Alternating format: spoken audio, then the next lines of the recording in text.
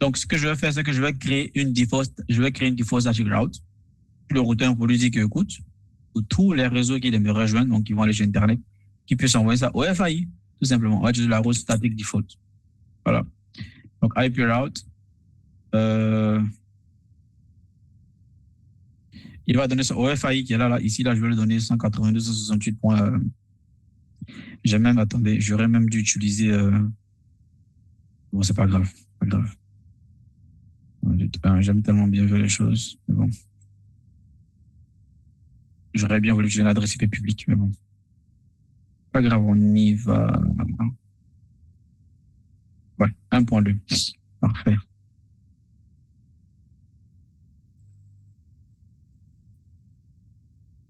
Donc, je vous montre ce que j'ai fait sur le routeur avant d'aller ailleurs. Je fais ce brief. Voilà, regardez, je vous laisse regarder. Sur cette interface, c'est-à-dire celle-là, X00, le 192.168.1. Là, c'est l'interface. J'ai le 10.0.12.1 ici en local. Donc, ça va représenter, ici, ça représente notre réseau local, le réseau local d'une entreprise. Et ici, là, ça, c'est la connexion vers le FAI et donc vers Internet, sur le contexte. Et j'ai créé une default static route pour que justement, celui-là, pour tout le trafic qu'il va recevoir, il puisse envoyer sur le FAI. Donc, la default static route. Voilà. Je crois qu'on est bon. Alors, let's go sur le routeur. On va faire la même chose. Hostname, routeur 2. Donc, interface gig 0/1. Comme je dis, là, c'est le 10.0.12.2. Parce que c'est le routeur 2. Voilà. Et puis, pour l'interface gig 00, là-bas, ça va être 192.168.2. Donc, c'est 2 là-bas, point 1. Et je vais créer une default static route aussi également pour lui dire que, écoute, pour tous les réseaux que tu aimerais rejoindre, dont tu ne connais pas, vas-y, donne ça au FAI 2.2. Voilà, je vous laisse regarder. Voilà, il y a une default route qui va pointer vers le 2. Donc, le 2.2, c'est ce que je vais donner en fait au FAI ici, tout simplement. Là, j'ai 1.2, là, j'ai 2.2. Voilà, et là, j'ai 12.2 ici. Parfait. Ensuite, on va configurer notre FAI. Donc, ce FAI là,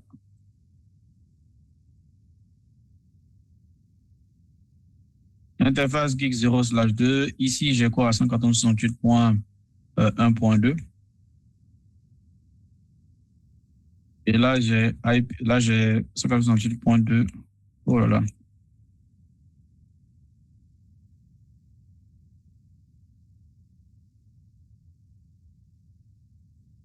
Et par rapport à l'interface, ici, en fait, ici, là, c'est connecté à mon réseau.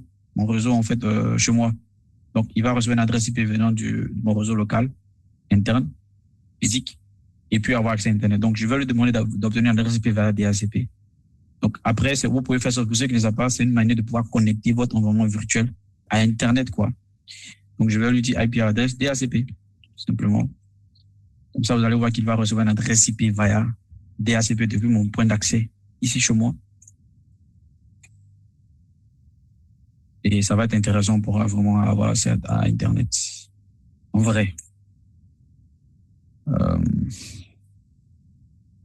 Donc, j'attends. Voilà, vous voyez, il a reçu le 148.0.115. Vous voyez que mon Yves, là, il est connecté justement. Il a le 0.166. Donc là, il est dans le même réseau, en fait, que voilà, mes serveurs à la maison, ils sont dans le même réseau local. Donc, le point d'accès représente aussi justement une passerelle à Internet. Donc, ce que je vais faire, je vais lui dire justement de pouvoir faire je vais faire NAT. Donc, il va natter tous les trafics qui vont arriver sur cette interface-là ici. Il va les natter dans une adresse IP publique qui représente justement mon réseau, en fait, local, si vous voulez. Voilà. Donc, je vais faire du PAT rapidement pour pouvoir. Donc, désolé pour ceux qui ne savent pas peut-être comment c'est, mais bon. C'est parce que j'ai envie de vous faire expérimenter, en fait, le monde réel, quoi. Voilà, c'est pour ça que je fais ça. Donc, je fais une API Access List. va être standard que je vais appeler inside local. Et donc, je vais permettre mon réseau, je vais permettre, on va dire quoi? On va dire, je vais faire, là, c'est 10.0.12.0. Voilà. Oh, ouais, attendez, hein, ouais. Ouais, c'est bon. Et ensuite, IPNAT inside source list. Il va être le inside local. C'est comme ça que j'ai écrit ça, j'espère. Inside local, voilà. Et je vais lui dire de traduire ça en son interface. Ça, gig 0/0 overload pour faire le pat. Voilà, donc tout trafic, c'est-à-dire tout trafic qui vont arriver, qui vont matcher cette access list-là. Donc, dont l'adresse IP sera peut-être 10.0, 10.0.12, peut-être .16, ou bien .19, quand je vais générer des pings vers Google, etc. Quand lui, il va recevoir ça, il va natter, il va traduire sur une adresse IP, dans l'adresse IP de cette interface-là, qui est reconnue justement par le réseau de chez moi. Et comme ça, justement, le trafic pourra partir et revenir, en fait. C'est pour ça que je fais le NAT. Voilà, c'est bon. Ensuite, j'active sur les interfaces. Phase 20 gig 0/0/1 à 2, IPNAT inside. Et puis sur l'interface gig 0/0 IPNAT outside.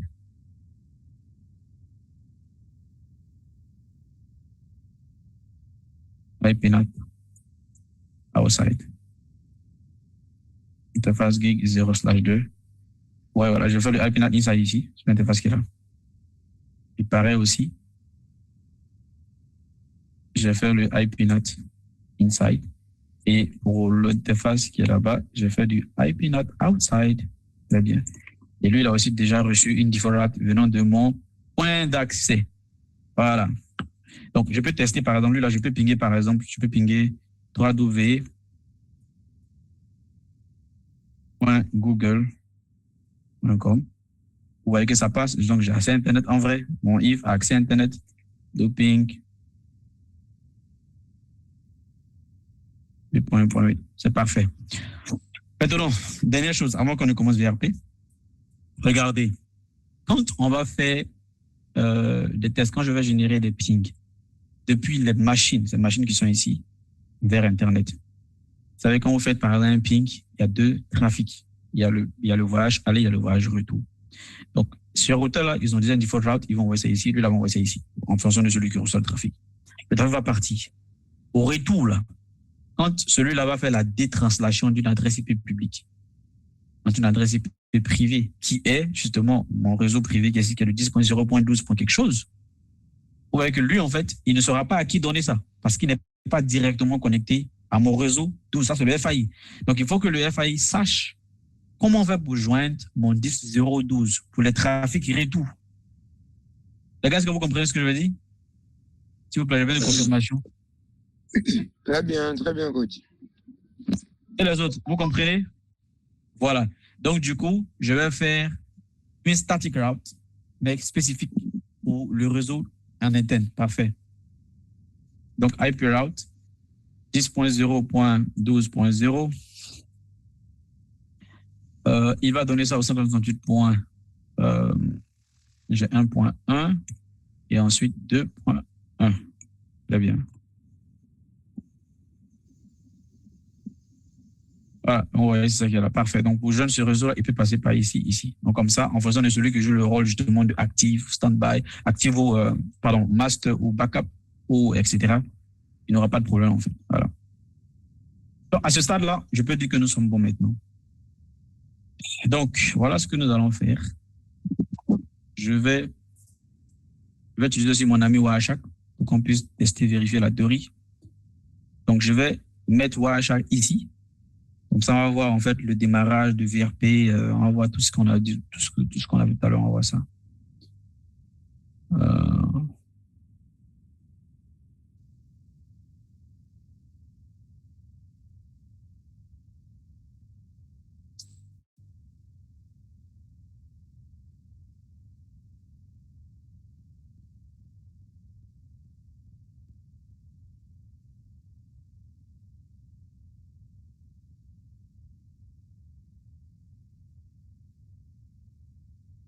à chaque, toujours mise à jour, toujours mise à jour, toujours.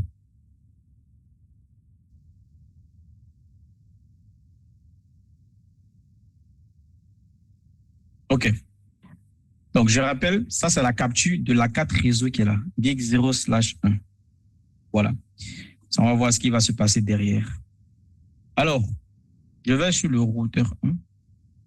Nous allons configurer VRP au niveau de cette interface, celle-là. Donc, je fais interface gig 0/1. Voilà. L'interface locale. Et là, je fais VRP. Vous voyez, quand je fais VRP, il me dit de définir quoi? Le groupe. C'est de ça que je vais parler ici. Le VRP groupe. Je dis c'est un groupe dans lequel le master et le backup doivent être membres pour entretenir une relation VRP.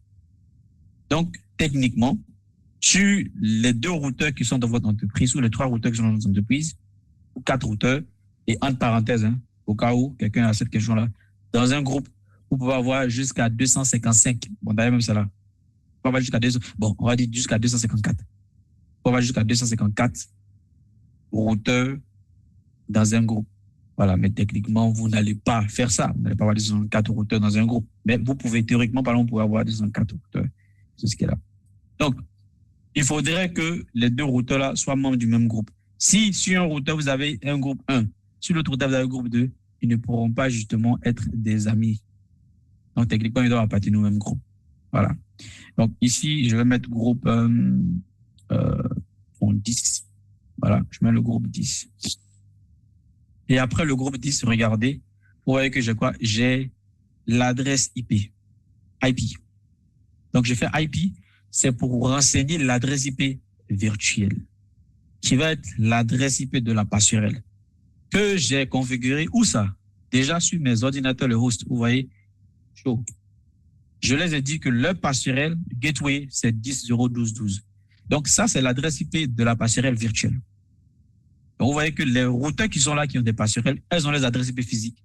Mais ce n'est pas cette adresse IP-là que j'ai renseignée ici. Non. C'est l'adresse IP de la passerelle virtuelle qui va être partagée par soit le routeur master ou bien le routeur backup qui va devenir master parce qu'il va remplacer. Il va remplacer tout simplement. Donc, je fais IP et là, je vais renseigner l'adresse IP. Ça va être la même adresse IP qui est 10.0.12.12. Simplement. Et là, on est bon. Et là, j'appuie Entrée. Et vous allez voir, regardez. Ça va tellement rapidement. Vous voyez, de initial state, il est passé à quoi? Les 3 étapes. Initial state, backup. Et de backup, il est passé à quoi? Master. C'est les 3 étapes. Et vous allez voir le reste ici. Regardez ici. Très, très intéressant. Regardez. C'est de ça que je parlais. Même si ma tablette me fait des caprices aujourd'hui, on pourra quand même voir ça ici. Vous voyez que ce routeur-là, il envoie un message automatiquement. On appelle quoi? Regardez. Vous allez voir que c'est un message de VRP. Je clique à l'intérieur. Regardez, au niveau de la couche 3, nous avons 10.0.12.1. Excusez-moi. Voilà. 10.0.12.1. C'est quelle adresse IP? C'est l'adresse IP de cette interface, de cette passerelle. Parce que c'est là que j'active VRP. Donc, il utilise cette adresse IP. Il utilise cette adresse IP comme source IP. Et quelle est la destination? C'est le groupe multicast. 224.0.0.18. Réservé pour tous les routeurs VRP. Donc, c'est un point de rendez-vous. C'est un restaurant où ils doivent se rencontrer. Le restaurant, c'est 224.0.0.18. C'est là qu'ils vont se découvrir et c'est là qu'ils vont justement faire l'élection. Donc, à l'intérieur, nous avons Virtual Router Redundancy Protocol. Ensuite, vous voyez que nous avons quoi? La version, quoi? Par défaut, la version, c'est la version 2. Je supporte IPv4. Ce n'est pas moi, c'est par défaut. Nous avons regardé, nous avons le Virtual Router ID. En fait, le Virtual Router ID, là, c'est ce qu'on appelle aussi le groupe ID. Donc, vous voyez que j'avais configuré le groupe 10. Voilà, c'est ce qu'il y a là. Groupe 10. Regardez la priorité, par défaut, la priorité, c'est 100. Voilà. Ensuite, bon, il n'y a pas d'authentification. Je vous ai dit qu'il y a d'autres paramètres dans le message Hello. Donc, c'est ça qui est le message Hello, c'est le contenu. Le contenu qui est là. Ensuite, nous avons IP adresse qui est 10. .0. Regardez ça, très intéressant. Il dit l'adresse IP adresse est 10.0.12.12. C'est quelle adresse IP? Je vais voir si les gens suivent. Quelle est cette adresse IP là? Quelle est cette adresse IP? C'est l'adresse IP virtuelle. C'est ça, merci. C'est l'adresse IP virtuelle. Voilà. Donc, principalement, vous voyez, avec les paramètres qu'il a, il envoie un message Hello, qui est aussi appelé Advertisement, VIP Advertisement Message, qui est un message de publication où il parle de lui. Donc, vous allez voir que potentiellement, lui, en fait, parce qu'il n'a pas découvert une personne. Mais les gars, attendez, je marque une pause, s'il vous plaît. Regardez au niveau de la couche de, très intéressant. Nous avons 00005E0001. Vous voyez, ça c'est l'adresse MAC. Je vous ai dit qu'il y aurait une adresse MAC virtuelle. Donc, le 00 ou bien sûr les quatre premiers octets sont déjà prédéfinis. OK? Les 4 premiers octets sont déjà prédéfinis. Donc, autant pour moi, les 5 premiers octets. Donc, on a 1, 2, 3, 4, 5. Oui, les 5 premiers octets sont déjà prédéfinis. Le 6e octet n'est pas défini. Le 6e octet sera automatiquement fourni en fonction du groupe. Donc, ce qui se passe, c'est quoi? C'est que lorsque vous créez le groupe là, VRP prend le groupe, OK, et il le convertit en hexadécimal, puisque l'adresse MAC est écrite en hexadécimal. Donc, vous savez que 10 en hexadécimal, ça correspond à quoi?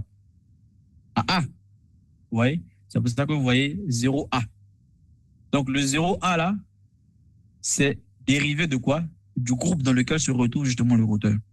Mais les 5 premiers octets sont déjà prédéfinis. Donc, tout routeur qui est configuré avec VRP en version 2, parce que pour la version 3 aussi, c'est notre adresse MAC en version 2, aura toujours une adresse MAC 00005E0001 prédéfinie.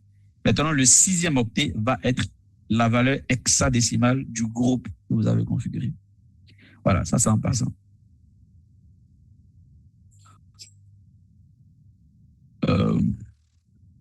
Parfait. Donc, si on vient ici, regardez, vous voyez que le gars, il dit quoi? Il dit qu'il est passé de init. Edouard, vas-y, je t'écoute, tu as une question? Non, j'ai juste des push. Ah, d'accord, on fait comme j'avais vu. OK, d'accord. Donc, init, à backup, à master. Vous voyez que c'est normal, hein? Imaginez en fait une élection où il n'y a pas de candidat. S'il n'y a pas de candidat, celui qui se proclame, celui qui est candidat, puisqu'il n'a pas en fait il n'a pas d'autre parti, il devient le président. Donc, si vous voulez, il envoie son message hello pour découvrir un routeur sur ce segment-là. Mais malheureusement, il n'a pas reçu en fait de message en retour. Donc, il a fait les étapes init, il est passé à backup, il est passé à master. Ça veut dire qu'il s'auto-proclame en tant que master, tout simplement. Voilà. C'est pour ça que vous voyez qu'il est passé par master. Donc, il n'a pas besoin que notre routeur soit là d'abord avant de devenir en fait master. S'il n'y a personne, il devient lui-même le master, tout simplement. Donc, pour vérifier encore la base de données VRP, c'est do show. Bon, configuration globale, c'est do. Vous savez ça déjà. Do show VRP. Tout simplement. Là, vous aurez toutes les informations qu'on a vues. Premièrement, nous avons quoi? Le fait que VRP est configuré sur l'interface gigabyte 0/1 pour le groupe 10. Et le state, l'étape dans laquelle je retrouve, il est master. L'adresse IP virtuelle, qui est l'adresse IP de la passerelle, c'est quoi? C'est 10.0.0.12.12. Et l'adresse MAC, c'est justement les 5 premiers octets fournis avec 0A qui représente quoi? L'hexadécimal 10. Et regardez, advertisement interval, c'est ça justement que j'ai appelé ici. Bon, voilà, c'est ça qui est le hello time, c'est 1 seconde par défaut. Donc, vous allez voir que périodiquement, et c'est là, si vous remarquez très bien, je ne sais pas si vous avez remarqué, mais regardez, j'envoie à chaque. Vous allez voir que vous voyez qu'il envoie des messages hello à chaque fois. Parce qu'il est le master. Donc là, il envoie des messages hello pour justement signaler de sa disponibilité, pour dire qu'il est en bonne santé, il est là. Il est le master. Vous voyez, si vous regardez le temps, vous allez voir que c'est chaque, vous voyez, on a quoi, 874, 875, vous voyez, c'est chaque 1 seconde. Il envoie ça. Ou fait signe de vie. Et preemption. Donc, preemption, j'en parlerai tout à l'heure. La priorité, c'est quoi? C'est 100 par défaut. Voilà, on ne va pas modifier, c'est 100 par défaut. Et il dit que le master router, c'est 10.0.12.1. Vous voyez? Donc, 10.0.12.1, c'est l'adresse IP de sa passerelle. C'est pour ça qu'il met local. Donc, il est en train de me dire que lui-même, il joue le rôle de passerelle TRP. Celui qui assume le rôle, donc il joue le rôle de master. Voilà. Et puis le hold time, c'est ce qui est 3 secondes. Parfait. Donc, je vais envoyer l'autre routeur ici.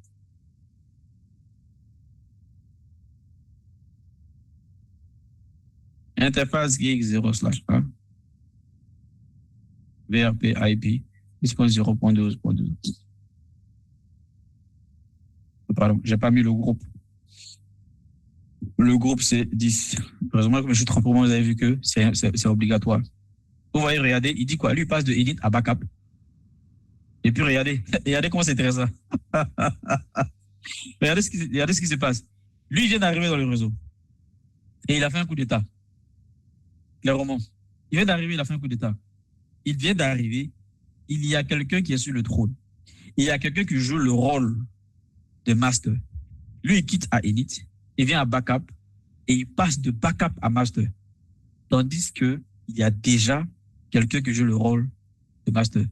Je vais poser une question. Pourquoi le routeur 2 est passé de backup à master? Pourtant, nous avons déjà le routeur 1 qui était là avant lui, qui est le master. On n'a pas dit qui était le master. Question.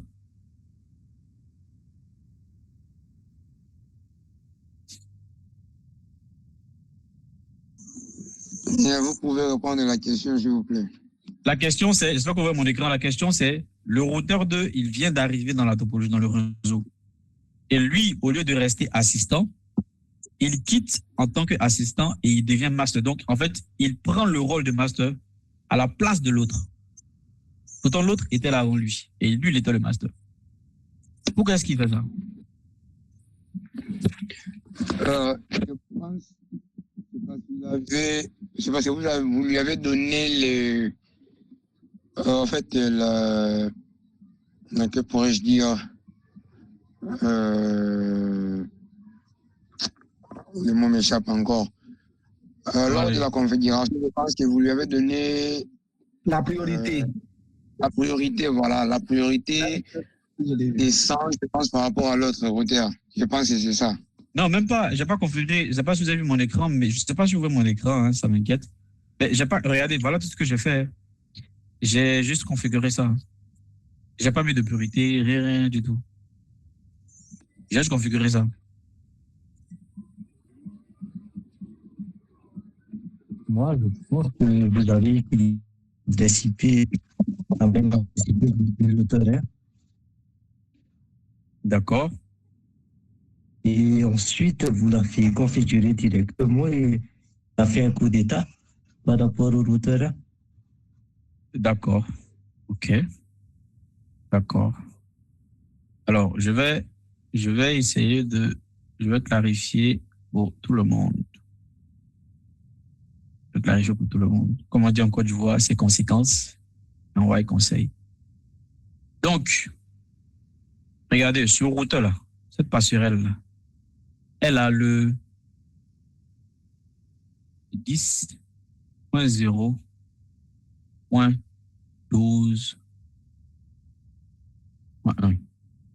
Et celle-là, elle a le 10.0.12.2. Okay. Je vous ai dit que pour l'élection, c'est la priorité d'abord qui est comparée. Entre parenthèses, regardez la priorité. J'avais commencé par configurer d'abord le routeur 1. J'ai configuré VRP sur le routeur 1. Et le routeur 1, si vous vous rappelez très bien, le routeur, initialement, regardez, quand je l'ai configuré, il a quitté de init à backup à master. On a vérifié ça tout à l'heure. On a vu, je vous ai montré 0 à chaque. Et il nous a dit que celui qui est le président. Vous voyez. Voici les informations avec lesquelles il a décidé d'être président. Je vous montre ça encore. Regardez ça attentivement. Voilà ce qui est là. Regardez ça attentivement. Je vous laisse regarder. Si vous voulez regarder la priorité, il y a une priorité de 100 Et lui-même, son adresse IP, comme je dis, c'est 12.1. Donc, voici les paramètres avec lesquels il est devenu master. Parce qu'il n'avait pas, en fait, de concurrent. Ah non, pas Sidi. Sidi, pas toi. J'arrive d'abord, j'arrive. Je vais te prendre, j'arrive. Non, t'inquiète pas, je vais te prendre, tu vas répondre. Donc, comme je disais, voici les paramètres. Et j'avais configuré seulement le routeur 1. Donc, après, j'ai envoyé le routeur 2. Donc, le routeur 1, il s'est assis sur le trône en tant que président. Parce qu'il était le seul. Il n'y avait pas, en fait, de concurrent. Maintenant, j'ai configuré VRP sur l'interface là. Et regardez ce que lui a fait. Regardez. C'est-à-dire que lui, il vient dans une maison où il y a un chef. Vous voyez? Et lui-même, il décide de ne pas rester dans sa place d'étranger. Il vient, en fait, et il dit que c'est lui-même qui doit être le chef. Regardez, il quitte init. Il quitte backup. Et au lieu de rester en tant que backup assistant parce qu'il y a déjà un chef dans la maison, il dit que non, lui, il va devenir master. Il est devenu master. Et regardez ce qui s'est passé. Celui-là s'est soumis. Regardez, je reviens ici. Regardez. Lui qui était, je ne sais pas ce que vous arrivez à voir. Attendez. Je dois faire quelque chose sur mon écran là. Voilà. Comme ça, vous allez voir. Regardez, lui qui était backup. Maintenant, regardez ce qu'il dit. Il dit qu'il quitte de master qu'il était, de président. Il dit qu'il revient à backup. Donc, il se met de côté. Il se soumet. Beaucoup d'états. Ma question maintenant, elle est la suivante. Pourquoi est-ce que le routeur 1 s'est soumis et pourquoi est-ce que le routeur 2 est devenu le master? C'est parce que vous lui avez donné l'adresse IP virtuelle. C'est ça qui lui a permis d'être le master. D'accord. Sidi, vas-y. Vas-y, dis-moi. Dis-moi.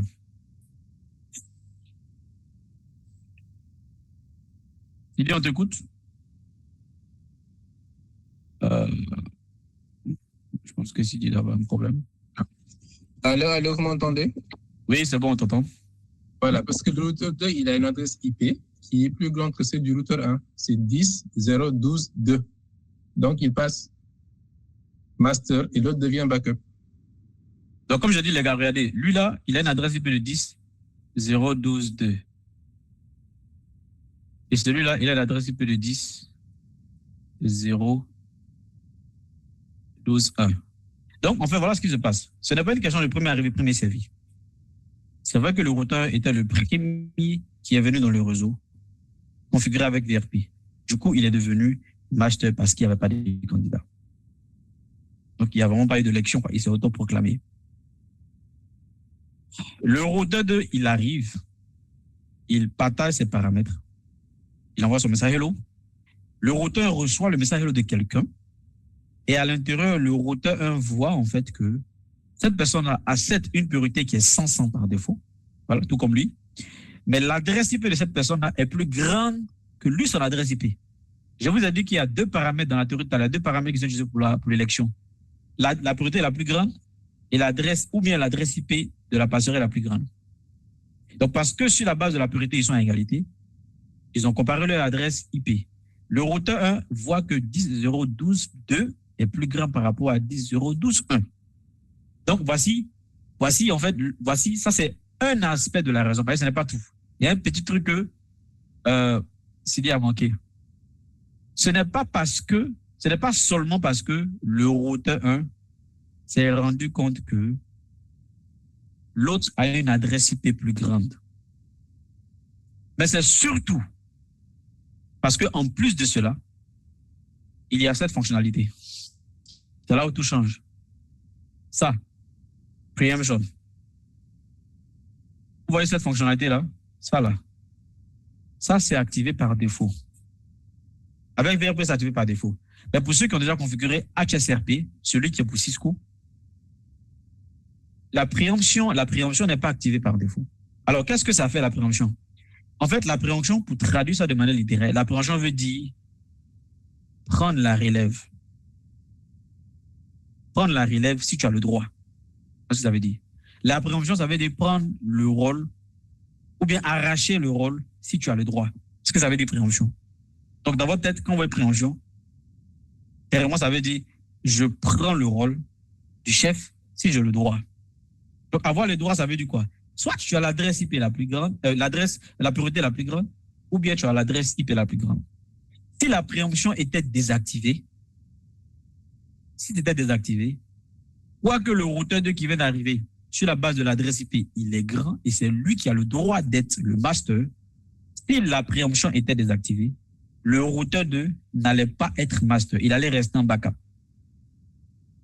Et le routeur 1 allait rester master. Est-ce que vous comprenez, les gars? Donc, c'est vrai. Parce que le routeur 2 avait, ou bien a l'adresse IP la plus grande, il mérite d'être le président. Cependant, ce qui lui a permis de pouvoir avoir ce droit-là, c'est parce que la préemption est activée. Parce que la préemption veut dire, si tu as le droit, si tu es qualifié sous forme d'adresse de priorité, ou bien sur la base de l'adresse IP, tu prends le rôle. Donc, même si moi, Eliezer, je viens d'arriver dans un réseau où il y a déjà un master, mais si la préemption est activée et que j'ai une priorité plus grande que celui-là qui est le master, il va se soumettre et me donner le rôle. Mais si la préemption est désactivée, ça ne va pas arriver. Est-ce que c'est clair, les gars? C'est clair? Voilà. En fait, ça, je mets l'accent dessus. En fait, si vous voulez, ce sont des petites questions. C'est un petit truc comme ça, mais c'est technique. C'est technique. Par exemple, si je ne vous dis pas ça, là, vous avez la chance, c'est parce que vous avez la chance que c'est déjà activé. Mais regardez, on fait quelque chose. Je vais désactiver, vous allez voir. Je vais désactiver. Regardez, je vais faire quelque chose, vous allez voir. Je vais aller sur le routeur 2. Je vais faire un truc. Puisque le routeur, en ce moment, est le boss, je vais désactiver. Je fais no VRP 10 preempt. OK? Je désactive preempt. Regardez. Et puis, je fais pareil aussi ici. Je fais pareil sur le 2. Interface geek 0/1. No VRP 10 preempt. On va vérifier d'abord. Je vais me rassurer que la fonctionnalité là est désactivée. Et puis, on va faire quelque chose. Regardez, qu'est-ce qu'il dit? Il dit la préemption est quoi? Est désactivée. C'est pas que tout le monde voit. Et je vais vérifier sur le routeur 2 aussi. Do show. Interface geek 0/1. Oh là là. Do show VRP. Vous voyez que la préemption est désactivée. Donc, en ce moment, qui est le master? C'est qui ça? C'est le routeur 2, n'est-ce pas? C'est le routeur 2 qui est le master. OK. Je vais aller sur le routeur 1. Et je vais vous montrer quelque chose. Le routeur 1, en ce moment, il est quoi? Vous voyez qu'il est backup. Il est backup en ce moment. Je vais changer la priorité parce que la priorité est priorité d'abord. Donc, je vais faire VRP 10 priority. Donc, par défaut, c'est 100. Je vais mettre ça à 101. 101, ça veut dire c'est supérieur. Donc, ça sera comme si je viens, lui, il vient d'arriver dans le réseau. Et il a une priorité qui est plus élevée par rapport au routeur 2. Normalement, qu'est-ce qui doit se passer? Lui, il doit passer au master. N'est-ce pas? N'est-ce pas, les gars? Il doit passer au master, n'est-ce pas? Normalement. Vrai ou faux? Voilà, il doit passer au master. Mais regardez, j'ai changé la priorité. Je l'ai changé. Et on va voir. Vous voyez même qu'il n'y a pas de message, mais je fais 2 show VRP.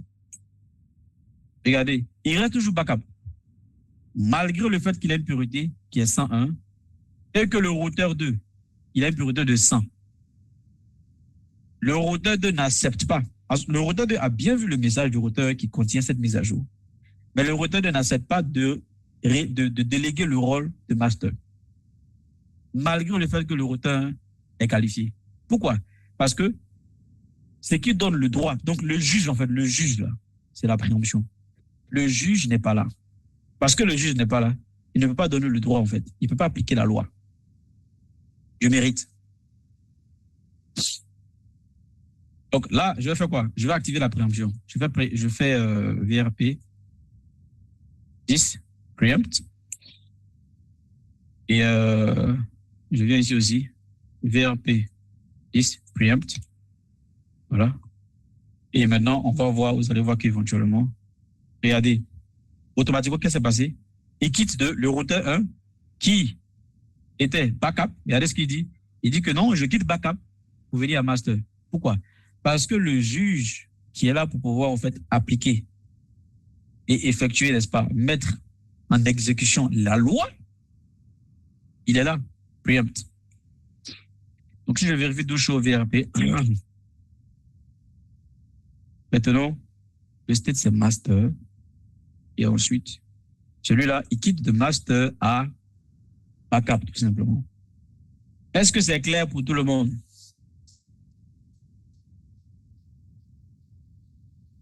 Ok. Donc maintenant, on va vérifier. On a déjà fini. Hein? On a fini. On va vérifier ça maintenant. Je rappelle que c'est le routeur 1 et le master. Ça avait des questions en test de trafic pour aller sur Internet. Ça doit passer par qui? Ça doit passer ici. Maintenant, le trafic doit passer par ici. Voilà. Et après, je vais éteindre l'interface qui est ici pour simuler une panne de cette passerelle-là. Et on doit voir que les trafics vont passer maintenant après par ici. C'est de ça qu'il s'agit.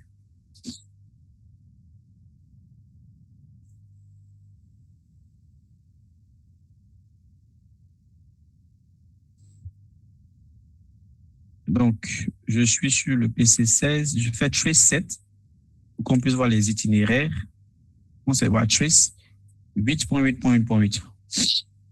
On voit l'itinéraire qu'il utilise. Regardez, très important. Il passe par qui? Il passe par 12.1. Donc, 12.1, c'est qui ça? C'est celui-là. Et ensuite, lui, il envoie ça ici. Et ça part maintenant sur Internet, Google. Et ça revient. Ça, on est d'accord. Parfait. Les gars, c'est bon pour vous, non? C'est bon?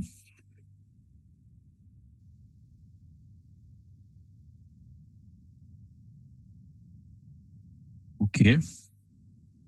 Et je vais faire pareil sur l'autre. Trace. Voilà, l'itinéraire, c'est celui qui est le master 12.1.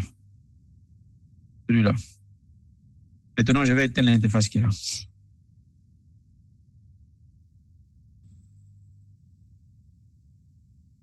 Interface geek 0/1. Shutdown. Vous allez voir que regardez. Automatiquement, regardez. Regardez la détection automatique.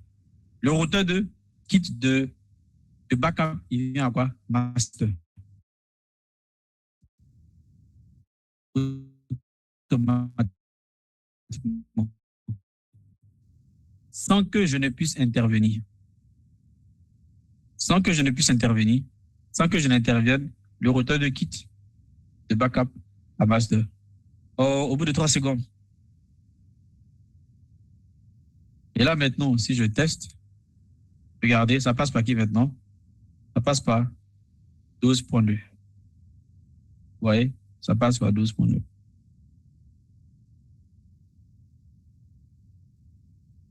Ceci aussi. Vous voyez l'itinéraire? Ça passe par, pareil, ça passe par 12.2. Donc maintenant, le trafic passe comme ça. Donc, vous voyez que nous avons gagné en temps. Donc, le temps pour pouvoir détecter la panne, elle est soustrait. Le protocole VRP permet déjà au routeur lui-même de détecter la panne et puis automatiquement de quoi? De régler en changeant de passerelle automatiquement. Donc, moi, l'ingénieur, je peux continuer à faire ce que j'ai à faire et le réseau lui-même va se charger de pouvoir en fait régler ses propres soucis. C'est la technologie VRP.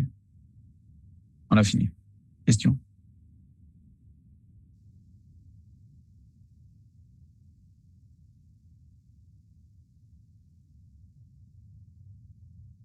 J'en ai fini. Allô, vous m'entendez? Ouais. Ok, merci vraiment pour cette présentation. Ça a été vraiment, vraiment clair. J'ai une question par rapport au switching du trafic. Là, par exemple, le IRRP, il intervient si on a une indisponibilité, disons, côté LAN. Soit le lien du switch au routeur est down, ou le lien au routeur est down, ou de l'autre côté. Maintenant, si on a une indisponibilité Je vois côté là, WAN, ouais. voilà, par exemple, il y a le lien entre le routeur et le FAI, là c'est down. Là, dans ce cas, comment le VRRP procède pour pouvoir détecter cela et rerouter le trafic vers le routeur 2? Parfait. C'est une très bonne question. Ça sera affaire à suivre. Ah bon. Ça sera... Bon, regarde, voilà ce qui va se passer. Une très, très bonne question. Il y a deux choses. Il y a le fait que la panne peut venir d'ici, n'est-ce pas?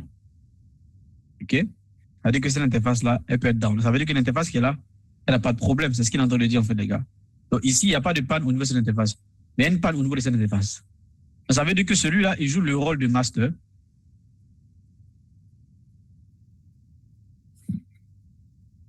Il joue le rôle de master. Et il continue de signaler de sa disponibilité à son ami, qui est backup à son assistant. Les trafics arrivent ici, mais ils ne vont pas sur Internet. C'est ce qu'il est en train de dire. Pourquoi? Parce que c'est l'interface WAN de notre routeur là, qui nous connecte à Internet, qui a un problème. Ou bien ça peut être aussi également au niveau du FAI ici. Voici le deuxième contexte. Donc, lui, il reçoit le trafic. Et lui, là, ne va jamais savoir en fait que le problème, c'est ici. VRP ne va pas voir l'interface WAN. VRP voit l'interface LAN. Donc, comment on fait? Donc, pour ça, en fait, on utilise justement ce qu'on appelle Object Tracking. Est-ce que vous savez ce que c'est que Object Tracking? Barry, est-ce que tu sais ce que c'est? Celui qui a posé la question. Oui, c'est une technologie qui permet, en supplément du VRRP, de monitorer les interfaces WAN. Comme ça, voilà, en cas de... Après, effectivement, voilà. Tout à fait. Voilà, donc, en fait, Object Tracking, techniquement, c'est en fait une petite technologie qui permet de pouvoir, en fait, inspecter des trafics de manière générale. C'est pas relié à VRP. Tu peux l'utiliser dans plusieurs contextes. C'est une technologie à part de surveillance réseau, en fait, à petite échelle. Donc, on peut utiliser justement, en fait, Object Tracking pour traquer. Donc, lui, c'est comme un gardien. On va le configurer pour qu'il puisse traquer peut-être une interface. Si c'est le premier cas de figure, si c'est l'interface-là, il va traquer cette interface. Le deuxième cas de figure, si c'est au niveau du FA ici, il peut traquer justement la disponibilité de cette interface-là. Et puis maintenant, en fonction du rapport qu'il donne, si c'est disponible, le rapport est positif, ça veut dire que ça va. Mais s'il y a une panne, il va signaler en fait que cette interface-là, elle est en panne. Je vais faire un aspect pour qu'on puisse voir, comme ça les autres vont comprendre. Mais je ne pourrais pas faire le cours du Object Tracking en soi-même. Voilà. Maintenant, dès qu'il y a un problème, il va signaler cela à VRP. Et VRP, en fait, va permettre à ce que le backup puisse savoir ça. Voilà. Donc, pour peut-être répondre à la question satisfait, si tu veux, je vais voir celui qui est le master, ouais, c'est le routeur. Donc, je vais emmener. Attendez, je ramène d'abord celui qui était down. Mais il a répondu déjà à sa question, non? Il s'est répondu lui-même presque. Oui, en fait, il a répondu, mais bon, je ne sais pas si il a. Tu as déjà implémenté ça ou bien ça va? Si tu as déjà implémenté, je laisse. Après, pour les autres, je ne sais pas. Tu l'as déjà fait? Oui, mais sur Doua, oui, je n'ai jamais fait VRP avec ça. Ah, mais monsieur, mais toi, tu as déjà fait quelque chose, tu me poses encore la question. Mais si tu as déjà fait, donc pourquoi est-ce que tu me poses la question? On pose une question pour trois choses. Soit on n'a pas bien compris, soit on veut faire comprendre, partager la solution aux autres aussi. Je connais bien la solution, mais... D'accord, donc je vais faire un aspect pour les autres. Je vais faire un aspect pour les autres parce que la curiosité est déjà née. Donc, voilà ce qu'il est en train de dire, les gars. Nous avons le routeur 2 qui, en ce moment, est... Oui, le routeur est backup, parfait. Donc, le routeur, il est là. Le problème maintenant, c'est au niveau de l'interface qui est ici. Oui, j'ai été l'interface 1. Cette interface-là, Elle n'a rien à voir avec VRP. VRP voit seulement ici. Donc, vous voyez que ce routeur-là va continuer d'être master. Pourtant, en ce moment, je vais aller sur l'utilisateur-là. Si je fais ping, si je ping 8.1.1.8, vous allez voir que, regardez, on a un problème là. Vous voyez, destination host, unreachable. La destination injoignable. On n'a plus accès à Internet. Je ping. Vous pouvez bien voir aussi. Encore une fois, vous voyez, on a un code de quoi? On a un code 1 de ICMP qui veut dire quoi? Destination injoignable. Donc, voilà ce qui est en train de se passer. Pourquoi c'est injoignable? Ce n'est pas un problème de l'interface LAN qui est ici. C'est un problème de l'interface WAN. Donc, ici, il est très important que nous puissions aider VRP à voir l'interface WAN. Et c'est là on va utiliser en fait un gardien qu'on appelle tracking. Donc, voilà ce que je vais faire. Je vais donner une pépite sur ça. Je vais créer track. Je vais faire track. Je vais appeler ça track. Je peux identifier parce que je peux traquer plusieurs objets. Donc, l'objet que je vais traquer ici, c'est notre objet, c'est l'interface BIG0/0. C'est ce que je vais traquer. Donc, je fais track. Je mets un identifiant. Hein? Et qu'est-ce que je vais traquer? Je vais traquer quoi comme objet? Je vais traquer une interface. Je vais traquer l'interface. Quelle interface? L'interface geek 0/0.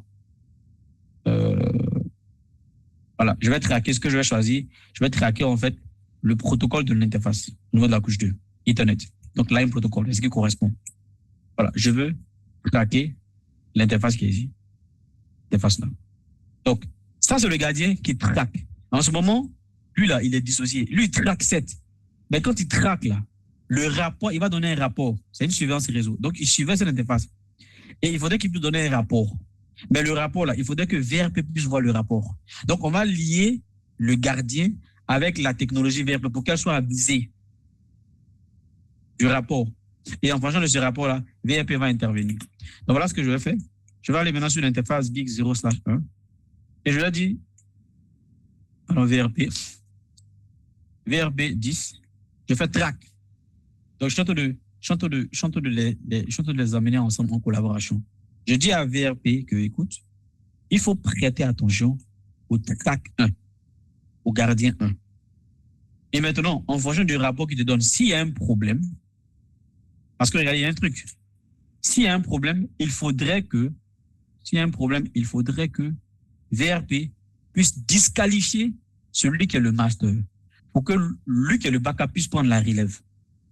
Donc, pour que VRP puisse disqualifier le master, il faudrait qu'il puisse décrémenter quelque chose. Il faudrait qu'il puisse le disqualifier en faisant quoi? En le rendant disqualifié tout simplement. Donc, pour qu'il ne soit pas disqualifié, pour qu'il ne soit pas qualifié, on peut s'amuser avec la purité. Parce que c'est sur la base de la purité en ce moment. En ce moment, il a une purité de 101. Donc, si on veut le disqualifier, s'il y a un problème, je vais par exemple dire à VRP que, écoute, si jamais le track te dit qu'il y a un problème avec son interface WAN, diminue sa purité pour le disqualifier à une purité qui sera inférieure à celle du backup, tout simplement. Donc, diminue sa purité peut-être on va dire, diminuer ça peut-être tu peux mettre de 1, de 2, de 3, de 4. Moi, je vais diminuer ça par exemple, puisque c'est 100 par défaut, je vais diminuer de 2. Donc, je diminue de 2, ça veut dire que de 100, ça va passer à quoi? À 99. Et puisque lui, il a 100, automatiquement, il va prendre la relève. C'est ça quoi. Donc, pour pouvoir diminuer, on utilise justement le mot qui est quoi? Decrement. Decrement. Donc, je fais un decrement. Et puis, regardez, quand je fais decrement, j'ai quoi? J'ai de 1 à 10. Ok, je pense même que si vous ne spécifiez pas en parenthèse, vous voyez que ça a pris effet. Si vous ne spécifiez pas par défaut, il va décrémenter de 10. Vous voyez qu'il a décrémenté là. Il a quitté de master à quoi? À backup. Je vais vous montrer ça. Sans que moi-même je ne puisse configurer quelque chose. Je fais do show VRP.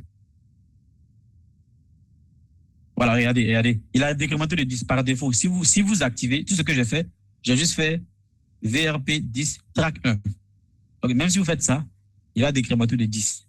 En faisant de votre purité, en faisant de la purité qui est là, puisque j'ai rien modifié sur le routeur 2, ça va.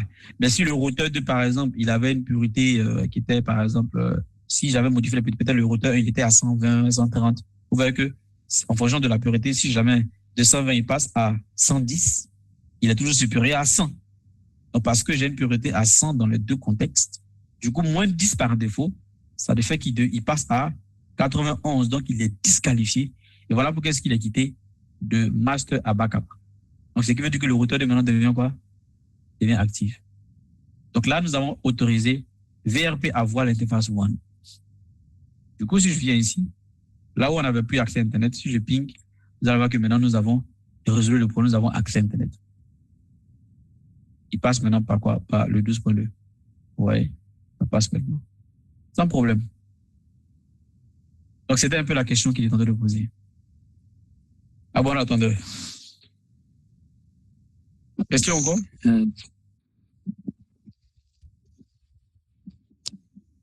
Bon, moi, j'ai une question encore pour aller plus loin de ce qu'il a posé comme question, quoi. Vas-y. Peut-être que je connais la solution, mais je ne sais pas maintenant si le VRP peut résoudre le problème ou pas. Concernant la question qu'il a posée, supposons maintenant que le lien entre le routeur et le FAI, c'est-à-dire le routeur 1 et le FAI, c'est pas down, mais ce qui est là-bas, la connexion est dégradante, c'est-à-dire il n'y a pas, peut-être que la connexion est vraiment dégradante là-bas. Et de l'autre côté, de routeur 2 vers la FAI là-bas, c'est bon.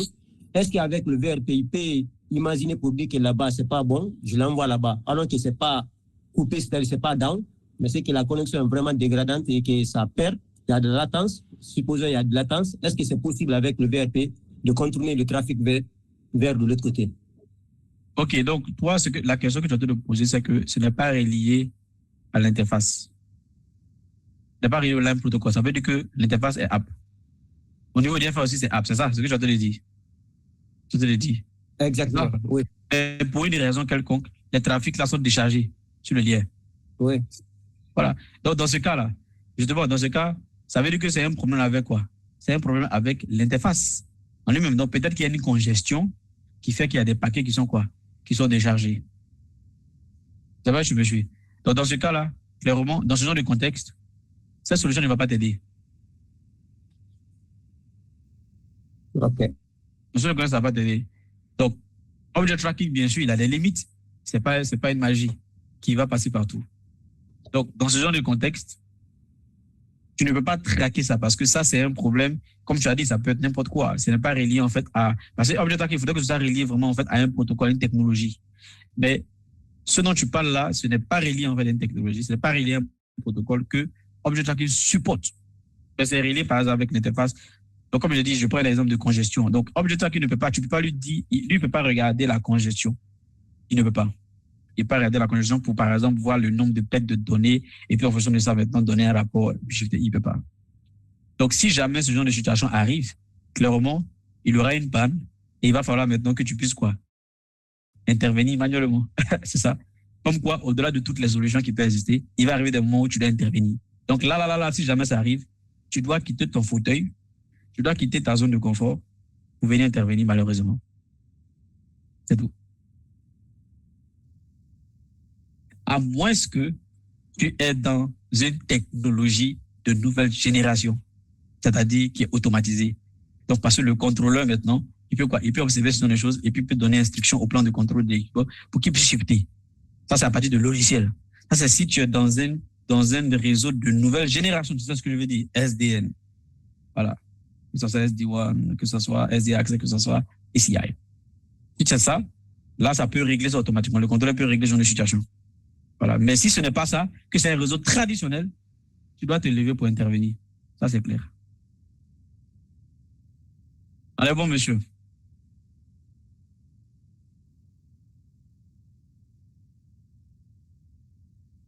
Est-ce qu'il y a d'autres questions, les gars? Il nous reste 5 minutes.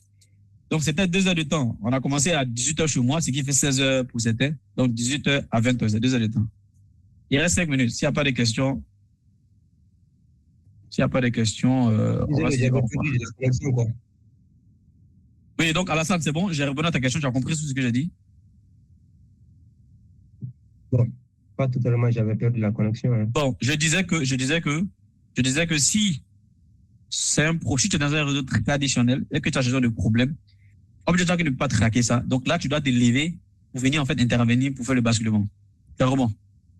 Ben, si tu es dans un réseau de nouvelle génération qui tourne autour de contrôleurs, donc tu as une implémentation de SDN, que ce soit réseau LAN campus, et donc SD Access, ou bien Data Center ACI, ou bien quoi, SD1. À ce moment-là, le contrôleur, il a le logiciel justement pour pouvoir en fait se charger de tous ces choses. Donc, s'il y a ce genre de problème, le contrôleur peut quoi? Il peut instruire le plan de contrôle, par exemple, de ce routeur-là pour qu'il puisse shifter. Tu comprends? C'est ce que j'ai dit. On est bon, monsieur? J'ai l'impression qu'Alassane a une latence terrible. Donc, est-ce que quelqu'un d'autre a une question, les gars? En attendant, il nous reste 4 minutes.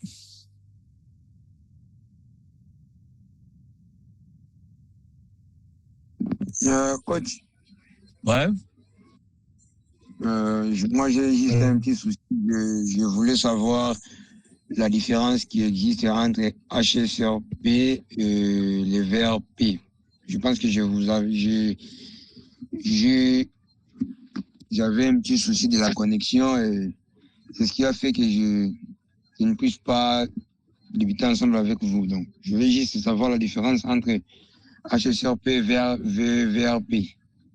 D'accord. Ok, je te réponds. Je pense que tu viens d'arriver. Après, je vais envoyer le document là dans votre groupe. Hein. Ok, le document, donc, ne vous inquiétez pas. VRP, Jadri, VRP, il est standard. Ça veut dire que tu peux le déployer dans n'importe quel environnement avec différents équipements de niveau 3. Voilà. Donc, que ce soit un équipement switch niveau 3, routeur niveau 3 de Cisco, de Huawei, de Juniper. Voilà, tu peux déployer VRP. Cependant, HSRP, c'est propriétaire à Cisco. HSRP, tu ne peux que déployer ça sur un switch niveau 3 ou un routeur niveau 3 de Cisco. Point barre. Tu ne peux pas déployer HSRP sur un switch niveau 3 de Fortinet ou bien de Huawei. Ça, c'est pas supporté. Tu vois? Donc, dans un environnement qui est multi-équipementier, où tu veux déployer, tu veux fournir une redondance automatique de tes passerelles, peut-être qu'il y a 2 routeurs, tu veux qu'ils puissent se remplacer automatiquement, tu peux utiliser VRP. Quoique là encore, VRP, après VRP, donc si vous voulez, je reviens encore, VRP aussi, VRP et HSRP, ils ont aussi un inconvénient, c'est qu'on ne peut pas faire du load balancing au sens propre. Voilà pourquoi pour pallier en fait à ces inconvénients-là, nous avons quoi? GLBP. Voilà. Donc, GLBP, par exemple, GLBP, qui veut dire Gateway Load Balancing Protocol, lui, il a justement les avantages, le même processus de HSRP et puis de VRP. Il est standard, mais lui, il apporte quoi? Le load balancing et différentes techniques même de load balancing, de partage de charge. Voilà, j'adresse c'est ça. Donc, VRP est standard, HSRP est propriétaire à Cisco. Est-ce que j'ai répondu à ta question? Bien compris. Ouais, bien compris. Merci beaucoup. Super. Il nous reste 1 minute. Il est 59. Une question? Et puis, il y a Dan. Bonsoir à tous. Oui, bonsoir. Emmanuel. Je voulais poser une question concernant les méthodes de déploiement. Est-ce qu'il est utile de connecter les routeurs directement sur le switch ou bien les utiliser avec un lien direct? Donc, faire passer le trafic VRP sur le switch ou bien connecter les 2 routeurs ensemble? C'est-à-dire connecter les 2 routeurs comme ça, c'est ce que tu veux dire, comme ça? Oui. Oui, en fait, justement, tu peux le faire. En fait, l'idée, c'est qu'il faudrait que les 2 routeurs aient un moyen pour pouvoir, en fait, échanger les données. Tu comprends? C'est ça. Donc, tu peux avoir un lien qui est connecté, en fait, entre les 2 routeurs. Moi, tu peux avoir un lien. Le plus important, c'est qu'il y ait un canal de transmission, tout simplement, du protocole VRP. Ils sont censés avoir un réseau local. Donc, que ce soit directement connecté ou bien que ça puisse passer par un intermédiaire comme un switch. Peu importe. C'est applicable. Mais toi et moi, on sait très bien que dans une architecture réseau, clairement, tu as différentes couches. Donc, tu as la couche access layer, n'est-ce pas? Ou tu as le switch niveau 2, par exemple, dans un réseau traditionnel, bien sûr, qui va connecter les utilisateurs. Et puis après, maintenant, tu vas monter à la couche de distribution. Si ça se situe à 3 étages, et puis ensuite la couche core. Donc, les romans, tu vas avoir un intermédiaire. Mais sinon, tu peux le faire directement. Tu peux simuler même ça aussi dans ton environnement virtuel, par exemple, pour tester. Pourvu qu'il soit dans le même réseau local, c'est tout. Parce que derrière, il ne faut pas oublier que derrière, ils sont en train de transporter les données des utilisateurs. C'est ça. Donc, même si tu as un lien directement connecté ici, ben, la question c'est par quel moyen est-ce que le trafic des utilisateurs passe? C'est là tu comprends ce que je veux dire. Donc, supposons, tu as un lien qui est directement connecté ici. D'accord, il n'y a pas de problème. Tu fais VRP ici et tu fais VRP ici. Ben, l'utilisateur, est-ce que son trafic passe par cette interface? Si ça ne passe pas là, ça ne sert à rien, en fait, ce que tu viens de faire. C'est pas, tu comprends. Ça veut dire que tu as configuré VRP entre deux routeurs. Ben, c'est pourquoi? C'est pour transporter le trafic des utilisateurs. Pourtant, le trafic des utilisateurs ne passe pas là-bas. Oui, mais... Donc, tu n'as rien fait, en fait. Emmanuel, tu comprends? Oui, en tout cas, je comprends. Voilà. OK. Donc, je pense qu'on a fini, les gars. Je vous remercie pour votre temps. Merci beaucoup. Je vous encourage justement à continuer à participer comme ça. Comme ça, on pourra voir les autres technologies, on pourra faire les autres auditions, etc., etc. Oui, allô?